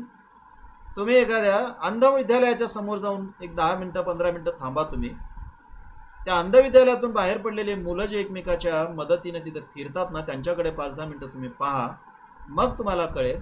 आणि मग तुमच्या डोक्यात प्रश्न पडेल की देव इतका जर दयावान आहे तर ह्या लेकरांना आंधळं का केलं असेल देवाने? मग तुम्हाला वाटेल एकतर देव नाहीच आहे, आणि असेल तर देवा इतका क्रूर दुसरा कोणीच नाही. ते दृश्य पहा तुम्ही, मग तुम्हाला कळेल. तेव्हा लोक सांगतात इथपर्यंत ठीक आहे, तुम्ही चिकित्सा करायला सुरुवात करा. तिथे तुम्ही विवेक होण्याची प्रक्रिया, म्हणजे तुमची प्रतिक्रिया काय त्याच्यावर, त्याच्यातून सुरू होते. लोक देवपूजा करतात, हे दिसतं ना आपल्याला. लोक देवपूजा करतात, आपण पाहतो. तिथेच तुम्ही तो भाग तिथे सोडून दिला तर तुम्ही विवेक होण्याचा काही प्रश्न आहे. पण आता तुमच्या डोक्यात प्रश्न पडले पाहिजेत, लोक देवपूजा का करतात? देवपूजा करण्यात नक्की त्यांचा फायदा आहे का लोकांचा फायदा आहे? देवपूजा करणं योग्य का अयोग्य, विचार करा तुम्ही. इथे जेव्हा अशा पद्धतीची चिकित्सा सुरू कराल तुम्ही, तेव्हा विवेकाचा प्रारंभ होतो. मग तुम्हाला कळत राहील, अरे लोक देवपूजा करतात कारण लोकांना पूर्वीच्या हजारो माणसांनी, म्हणजे कितीतरी माणसं सांगत आले देवपूजा करा, लोक करतात. देवपूजा करण्यात देवपूजा करणाऱ्याचा फायदा नाही, इतरांचाच आणखी कोणाचा तरी लपलेलं आहे, हे तुम्हाला कळेल. म्हणजे आजही तुम्ही जर लक्षात घेतला तर तुम्हाला असं कळेल की अनेक देवस्थानं इतके श्रीमंत आहेत की आपल्या देशाचा अर्थसंकल्प त्यांच्या श्रीमंतीपुढे कमी पडू शकतो. इतके श्रीमंत. अनेक लोक देवधर्म विकून आपलं पोट पोसत आहे. मग देवपूजा करायला तेच लोक सांगतात ना, दुसरं कोण सांगतात? ज्यांचा फायदा त्याच्यात आहे तेच सांगतात. देवपूजा करणाऱ्याचा फायदा कुठं असतो? त्याच्यात करा म्हणून सांगणाऱ्याचा फायदा जास्त असतो ना, करणाऱ्याचा कुठे असतो? आता हे योग्य आहे का अयोग्य आहे प्रश्न विचारा ना तुम्ही, मग तुम्हाला कळेल देवपूजा करून कोणाचा काय फायदा झाला. समाजाचा काय फायदा झाला? कुठे काय फायदा झाला? आपण देवपूजेच्या नावाखाली उलट तिथे जाऊन दुधासारखा पदार्थ चांगला नाश करतो, तूप नाश करतो. तिथे म्हणजे जी वस्तू लोकांच्या खाण्यासाठी उपयोगाला येऊ शकते तिथे ते आपण टाकतो किंवा तिथे वापरतो आपण. आता याचा फायदा कोणाला आहे? मग तुम्हाला कळेल, अरे हे योग्य कसं म्हणायचं, हे तर अयोग्यच आहे. मित्र हो, जेव्हा तुम्ही अशा पद्धतीची चिकित्सा करायला लागाल तेव्हाच तुम्हाला कळेल की अरे हे तर चुकीचं आहे. मग तुम्ही नवीन दुसरा एक विचार सांगायला लागाल. हेच वैचारिक विचार असतो, हाच विवेक असतो, यालाच वैचारिक साहित्य म्हणतात. लोक आपलं लेकरू आजारी पडलेलं आहे, लोक काय करतात? शेळीचं लेकरू, ज्याला बकरा म्हणतो आपण, बकरा वगैरे असेल, बोकड असेल, त्याचा बळी देतं. प्रश्न विचारा ना तुम्ही की त्याचा बळी दिल्याने हे कसं काय बरं होईल? मग तुम्हाला कळेल, अरे असं तर नाही आहे, असं कसं काय होईल? त्या शेळीचा किंवा बकऱ्याचा आणि ह्या लेकराचा परस्पर संबंध काय आहे? काहीच नाही. मग तुम्ही एक नवीन मांडणी करायला शिका. आणि हे जे नवीन मांडणी तुमची असते ना, ती सत्याच्या जवळ जाणारी, माणसाच्या जगण्यासाठी उपकारक ठरणारी, विवेकावर आधारलेली वगैरे असते. हेच वैचारिक साहित्य असते. ज्या वैचारिक साहित्याचा आपण अभ्यास करतो ते वेगळं काही नाही आहे. असा विचार करणाऱ्यातूनच आलेलं ते साहित्य आहे. ते इतकं सोपं आहे, ते काय फार अवघड नाही. तुम्ही सुद्धा ते लिहू शकता. केव्हा? जेव्हा तुम्ही विचार करायला लागाल तेव्हा. विचार करा ना तुम्ही. लोक उपवास करतात. काय होते उपवास केल्यानं? देव पावतो तुम्हाला, पुण्य मिळते. देव पावण्यासाठी देव पाहिजे. पुण्य मिळण्यासाठी पुण्य नावाची काय नक्की कल्पना आहे तुम्हाला कळायला पाहिजे. काय पुण्य म्हणायचं? हे काय असं वस्तू आहे का की 4-2 किलो साखर आणल्यासारखं आणता येईल असं? आणि पुण्य मिळाल्याच्या नंतर स्वर्गाचा ते जे तुम्हाला सांगितलं जातं, स्वर्ग आहे का? विचार करा ना तुम्ही. मग तुम्हाला कळेल, अरे आपण कुठेतरी काहीतरी चुकतो. लोक विधी करतात आणि दक्षिणा देतात. विचार करा ना, विधी करण्याचा फायदा काय आणि दक्षिणा देण्याचा फायदा काय? कोणाचा फायदा? काहीच नाही ना. हाडं तुम्ही तिथे नेऊन टाकले, काय फायदा झाला आई वडिलांचा? किंवा ज्याचे कोणाचे हाडं होते, जिवंत असताना त्याला खाऊ पिऊ घाला ना. मेल्यावर त्याचे हाडं कुठेही टाकले, काहीही केले तर त्याला फायदा का? बरं तुम्हाला तरी काय फायदा आहे? आपल्यालाही काय फायदा नाही. फायदा कोणाचा? दक्षिणा घेणाऱ्याचा. माणूस मेला, आपण डोक्यावरचे केस काढतो. म्हणजे आपल्या घरचा माणूस मेला की आपण डोक्यावरचे केस काढतो. आता डोक्यावरचे केस काढले काय, नाही काढले काय, कशासाठी, त्याचा अर्थ काय नक्की? फायदा कोणाचा याच्यात? काहीच नाही ना. तेव्हा हे नक्की काय आहे? हे योग्य आहे का अयोग्य आहे? हे कोणाच्या फायद्याचं आहे का? याचा विचार जीवनात जे जे तुम्ही पाहाल, जे जे तुम्ही ऐकाल, त्याबाबत विचार करायला शिका किंवा विचार करा. हा जो विचार तुमचा आहे ना, किंवा ही जी विचार करण्याची प्रक्रिया आहे ना, मित्र हो, विवेकी होण्याची प्रक्रिया तीच आहे. ती काय फार वेगळी नाही. आणि ज्यांना आपण विचारवंत वगैरे म्हणतो, ती माणसं असाच विचार करतात. ती माणसं फार वेगळी नाहीत. त्यांना तिसरा पाय नाही, त्यांना तिसरा हात नाही, त्यांना तिसरा डोळा नाही, आणि त्यांना डोक्याच्या पलीकडे आणखी दुसरा एखादा मेंदू नाही. जसे आपण आहोत ना, तसेच ते आहेत. आपल्यात आणि त्यांच्यात काहीही फरक नाही. फरक एवढाच आहे, ते त्यांच्या मेंदूचा वापर करतात. आपण आपल्या मेंदूचा वापर करण्याच्या ऐवजी लोकांचाच मेंदू आपण वापरतो. लोक जे सांगतात ना, त्या पद्धतीने आपण ऐकत राहतो. एवढाच फरक आहे. हा जर भाग सोडला तर बाकी काही फरक नाही. लोक धर्मग्रंथातील शब्दांवर, कथांवर, बुवा बापूंच्या शब्दांवर किंवा चमत्कारावर विश्वास ठेवतात. करणी करता येते असं म्हणतात. मित्र, असं असते का? विचार करा ना तुम्ही. अगदी अलीकडच्या गोष्टी पहा तुम्ही, की संत ज्ञानेश्वराने भिंत चालवली. संत ज्ञानेश्वराविषयी माझ्या मनात आदर आहे. पण कितीही आदर करा तुम्ही, आणि कितीही मोठे श्रेष्ठ वगैरे संत असो, भिंतीला कळते का? आपल्यावर वर बसलेला जो आहे तो मोठा आहे, श्रेष्ठ आहे, अवतारी आहे वगैरे, भिंतीला कळते? आता त्या भिंतीला हे कळतच नसेल मित्र हो, भिंत कशी काय चालेल? विचार करा ना तुम्ही. त्या भिंतीवर कोणीही बसू द्या, भिंत चालणार नाही. साधी गोष्ट आहे. या अंगाने तुम्ही विचार करा. तुम्ही आपले जे धार्मिक ग्रंथ आहेत त्यांच्यावर विश्वास ठेवणार आहात का? रामायणामध्ये असं सांगितलं जातं, आणि शिकलेले सुशिक्षित लोकही सांगतात, की नारदाला भेटल्याच्या नंतर नारद पुढे गेले आणि वाल्मिक ऋषी 12 वर्षे तिथे तप करत बसले.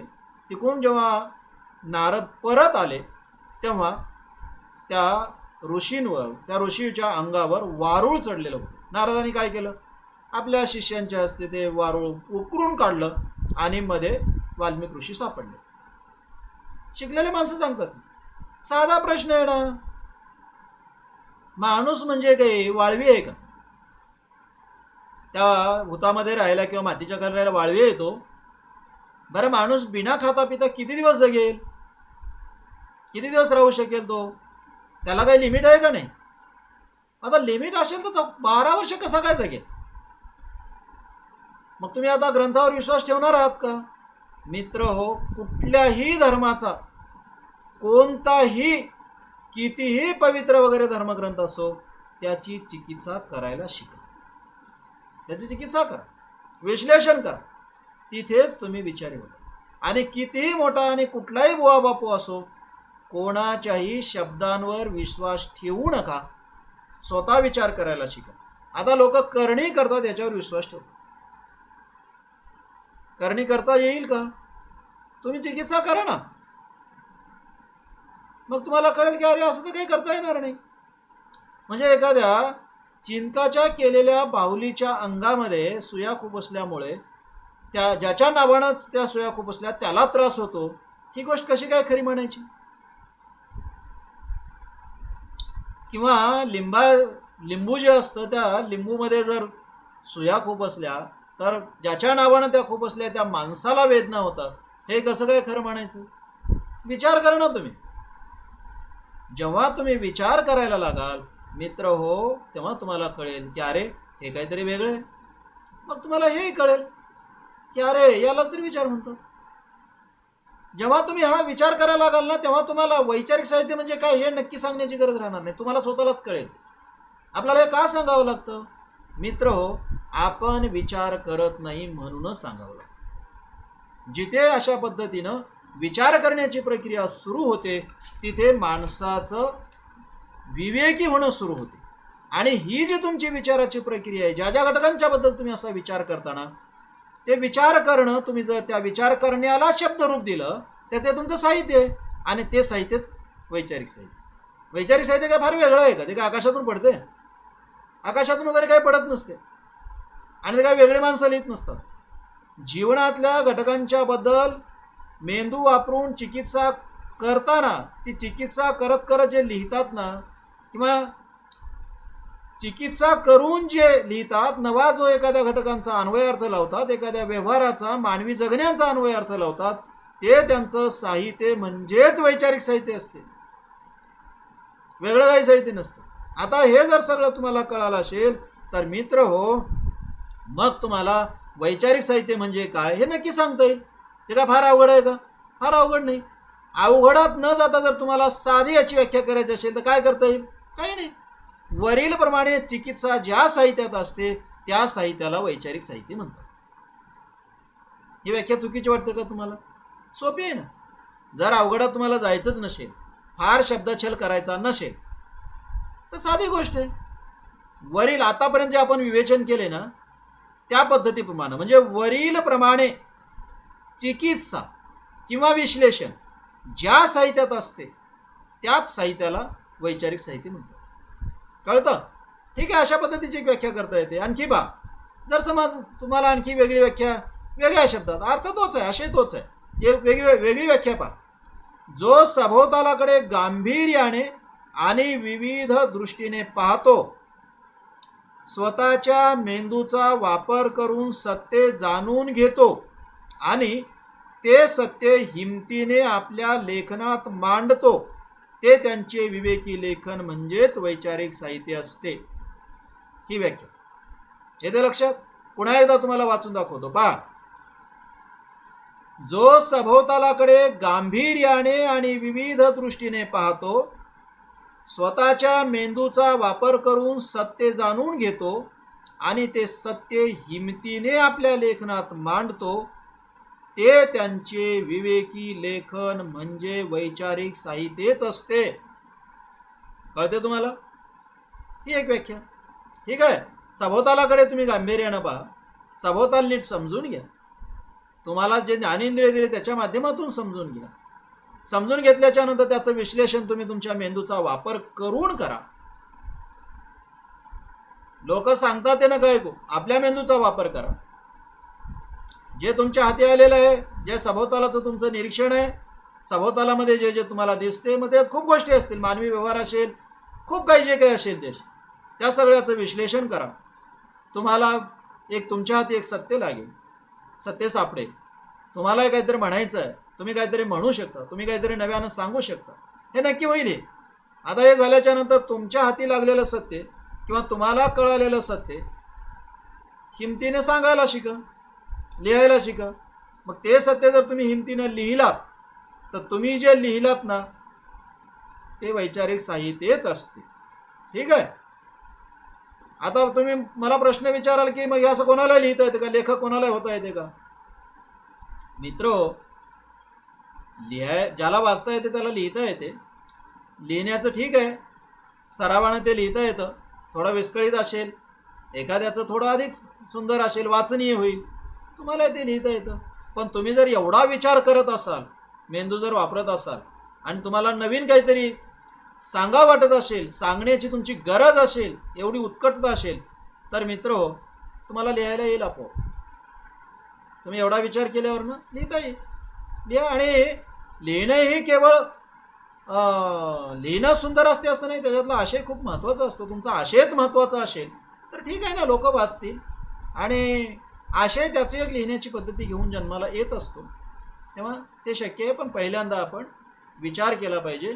आणि नाही लिहिलात तर ठीक आहे ना, तुम्ही तुमच्या व्यवहारामध्ये तरी विचारी माणूस म्हणून जगाल, त्याचे काही तुम्हाला फायदे होतील ना, ते पुढच्या ह्याच्यामध्ये आपण पाहणारच आहोत. पण अशा पद्धतीनं वैचारिक साहित्य म्हणजे काय समजून घेता येतं. रावसाहेब कसबे यांनी विवेक म्हणजे काय हे सांगितलेलं आहे आणि त्याचा आपण आधार घेतलेला आहे मागे विवेचनामध्ये. ठीक आहे. आता त्याच्या आधारानं वैचारिक साहित्याची व्याख्या करता येईल का, किंवा वैचारिक साहित्य म्हणजे काय सांगता येईल का? सांगता येईल, कारण आपण आधार घेतला आहे त्याचा. त्याच्या आधारानं जर वैचारिक साहित्य म्हणजे काय हे सांगायचं असेल किंवा व्याख्या करायची असेल तर असं म्हणता येईल. पहा, विवेक म्हणजे काय हे सांगताना रावसाहेब कसबे यांनी म्हटले आहे, ज्ञानेंद्रियांच्या सहाय्याने वास्तवाचा जो पृष्ठभाग समजावून घेतला जातो त्या पृष्ठभागाला भेदून त्याच्या आत दडलेले सारतत्व समजावून घेण्याची क्षमता म्हणजे विवेक होय. असा विवेक ज्या साहित्याच्या केंद्रस्थानी असतो त्या साहित्याला वैचारिक साहित्य म्हणता येईल. कळतं? म्हणजे त्याने विवेकाची व्याख्या विवेक म्हणजे काय हे सांगितलं. ठीक आहे ना. ज्या लेखनाच्या केंद्रस्थानी असा विवेक असतो ते वैचारिक साहित्य. म्हणजे त्याची व्याख्या जर करता येत असेल तर वैचारिक साहित्याची व्याख्या करता येईल ना. पुन्हा एकदा तुम्हाला सांगतो, पुन्हा एकदा वाचून दाखवतो, पहा तुमच्या लक्षात येतं का. विवेक म्हणजे काय हे सांगताना रावसाहेब कसबे यांनी म्हटले आहे, ज्ञानेंद्रियांच्या साहाय्याने वास्तवाचा जो पृष्ठभाग समजावून घेतला जातो त्या पृष्ठभागाला भेदून त्याच्या आत दडलेले सारतत्व समजावून घेण्याची क्षमता म्हणजे विवेक होय. असा विवेक ज्या साहित्याच्या केंद्रस्थानी असतो त्या साहित्याला वैचारिक साहित्य म्हणता येईल. ठीक आहे. आता रावसाहेब कसबेंच्या या म्हणण्यांचा विचार किंवा म्हणण्याचं विवेचन इथे करण्याची गरज नाही, त्याचा विचार आपण मागे केलेला आहे. पण या म्हणण्यांच्या आधारानं अशी एक व्याख्या करता येईल. मित्र हो, वैचारिक साहित्य ललित साहित्यापेक्षा वेगळं आहे असं एक सांगितलं जातं, तुलना केली जाते. आणि ते पूर्ण चूक आहे वगैरे असं काही नाही, त्याच्यात वस्तुस्थितीचा भाग आहे. तेव्हा ललित साहित्य आधाराला घेऊन किंवा ललित साहित्याशी तुलना करून वैचारिक साहित्य म्हणजे काय हे सांगता येतं. त्या अंगानं जर तुम्हाला व्याख्या करायची असेल तर अशी व्याख्या करता येईल. ती व्याख्या पहा. भावनांची म्हणजेच विकारांची अभिव्यक्ती करणारे साहित्य ते ललित साहित्य आणि विचारांची अभिव्यक्ती करणारे साहित्य ते वैचारिक साहित्य. ही एक व्याख्या करता येईल. पुन्हा एकदा पहा. भावनांची म्हणजेच विकारांची अभिव्यक्ती असणारे साहित्य ते ललित साहित्य आणि विचारांची अभिव्यक्ती असणारे साहित्य ते वैचारिक साहित्य. ठीक आहे. अशा पद्धतीने एक व्याख्या करतो. तुम्हाला जी योग्य वाटेल ती तुम्ही समजून घ्या. परीक्षेमध्ये उत्तर लिहिताना ती तुम्ही लिहा, किंवा याच्यापेक्षा चांगली व्याख्या तुम्हाला करता येणार नाही असं नाही, तुम्ही करा आणि त्या पद्धतीने लिहा. वैचारिक साहित्याची संकल्पना तुम्ही तुमच्या पद्धतीने समजून घेऊ शकता ना. पण मित्र हो, यावरील माझ्या सगळ्या एका तासापासूनच्या विवेचनातून तुम्हाला वैचारिक साहित्य म्हणजे नक्की काय, ते त्याच्यात वैचारिक साहित्यात नक्की काय असते आणि माणूस विचारी होतो, विवेकी होतो म्हणजे नक्की काय होतो हे तुम्हाला कळालं असेल असं मला वाटतं. आता हे जर तुम्हाला कळालं असेल तर उद्या आपण विवेकी होणं म्हणजे जर असं असेल तर त्याच्यातून काही प्रश्न निर्माण होतात का, किंवा विवेकी झालं म्हणजे त्या माणसाचे सगळेच प्रश्न सुटतात का, किंवा तो इतर माणसापेक्षा फार काही वेगळा असतो का, असेही काही प्रश्न पुन्हा आपल्या याच्यामध्ये पडतात, आपल्या डोक्यामध्ये येतात. त्या प्रश्नांच्या बाबत उद्या आपण विचार करू. ठीक आहे. आजच्याला आपण इथे थांबू.